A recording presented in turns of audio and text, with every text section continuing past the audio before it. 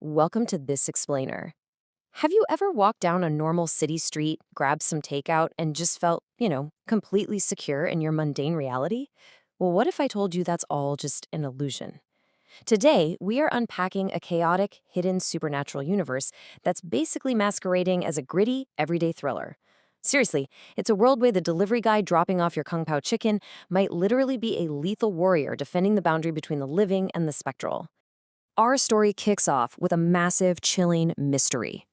Imagine an ordinary city bus driving into a tunnel.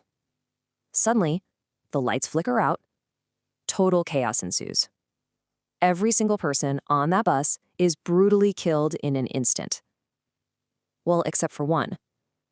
A girl named Jalin wakes up in a hospital with absolutely no memory of the massacre. And honestly, here's the crazy part. She wasn't even in the wreckage. She was found completely unharmed, lying a full 100 meters away from the fatal crash.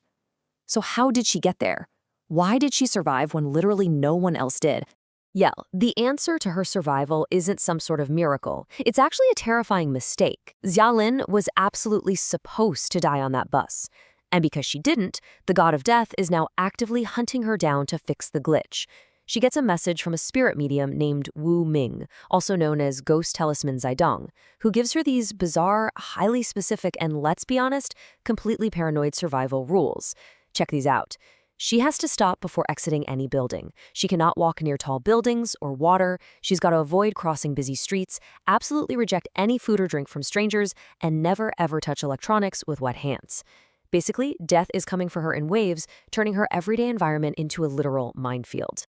Okay, let's dive into this. Section 1, Threshold to the Unknown. Entering Luacha Street. To escape this nightmare, Xiaolin is told to find a very specific courtyard marked by a giant locust tree. This is the threshold to her supposed savior Cao Yanbing, but stepping in means crossing what's known as the gate. And wow, the contrast is lethal. See, in our human world, we're safe. We're governed by physics and mundane reality. But the second you cross the gate into the spirit domain, the environment instantly turns against you. The air, the water, the soil, it is highly toxic. If an ordinary human or creature tries to just breathe the air across the gate, they are instantly poisoned and die. Period. So wait a minute, you might be wondering, why didn't Jalin instantly drop dead when she crossed over? It turns out she harbors a massive secret inside her own body. She is what's known as a Jiling, or a spirit bearer. This means she unknowingly hosts a guardian spirit, a living, ethereal entity living symbiotically inside her. This spirit acts like a protective shield. It's essentially a multi-dimensional passport that filters out all that toxic air, letting her living, breathing human body survive where ordinary people would just perish. But simply surviving is definitely not the same as having power. And this brings us to the actual protectors of these realms. The guy Xiaolin was sent to find, Cao Yanbing, is a soul guardian. Think of this like a mathematical equation, okay? Every single soul guardian must be a Jiling. They absolutely need that passport to even exist there. But not every Jiling has the sheer power or the official mandate to be a soul guardian. These guys are the elite. They're officially appointed by high-ranking spirit masters to govern, protect, and brutally fight for specific streets, like Luacha Street, which act as buffer zones in the spirit domain. Section 2. The Burden of the Fire General.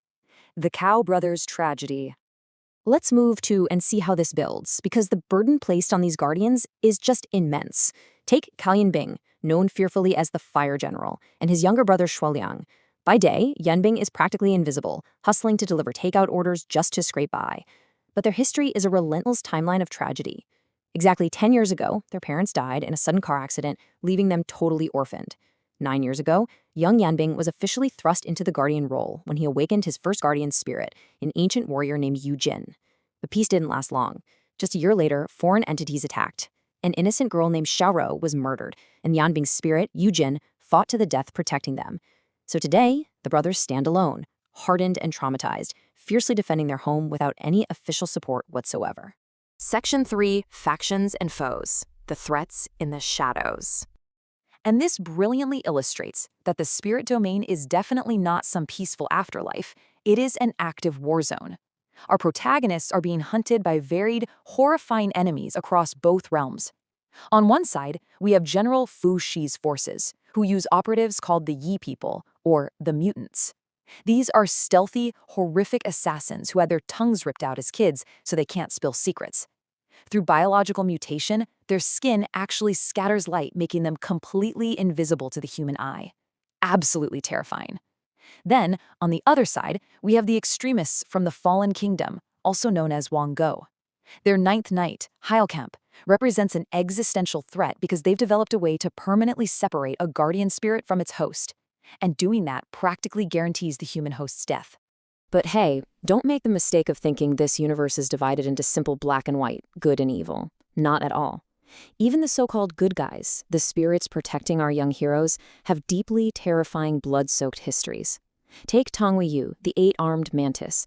He fights for the younger brother, Xuan Liang. He's a blind assassin who locates targets just by listening to the wind. To secure his ultimate hidden weapon, he defected from the famous Tong sect and personally slaughtered over 400 people. He's a literal monster who only later found his conscience and retired. But honestly, that is exactly the kind of entity it takes to survive on Lotcha Street. Section 4. Ancient Origins. How the Realm Began. We need to take a massive step back with us to uncover the ancient, historical roots of this secret dimension. So how did this secret, hyper-violent dimension even come to be? We actually have to trace the mythology over 2,000 years back to Emperor Shi Huangdi. Driven by this obsession with immortality, the emperor sent explorers to the mythical Penglai Island. But instead of finding immortals, they stumbled upon the Gate, the very tear in reality connecting our world to the spirit domain. Against all odds, a few of these ancient humans actually survived the toxic air. They adapted, and over generations, they underwent extreme biological evolution. Their descendants mutated into powerful, deeply alienated, and sometimes inherently evil beings called the Ling people. So, the crucial point is, everything Shaolin has experienced so far, the bus crash, the invisible assassins, the horrifying discovery of a parasitic spirit inside her, is barely the first page of a massive compendium of lore. As Cao Yambing tells her, tossing her this impossibly thick book, the spiritual realm is a whole new world for you. You can read this when you have time to know everything, the Spirit Domain Encyclopedia. Her entire ordeal is literally just the introduction. The history of the Ling people, the endless wars of the Soul Guardians, thousands of ancient warriors waiting in the shadows of our modern cities. It's all in there, waiting to be uncovered. So, as we wrap up this explainer, I have to ask you, knowing the immense danger, the toxic reality, and the terrifying entities that wait just beyond the veil of our everyday lives, if you held the massive Spirit Domain Encyclopedia in your hands right now, would you have the courage to turn the page? Hello Hollywood movies lovers, welcome to watch new Hollywood movies. Icebreaker 230, and this is story and watching for and like and subscribe adventure stories and more activities adventure. Hey YouTube, this last activities and my small activities, though not mass content, is my content. Okay YouTube, thank you guys.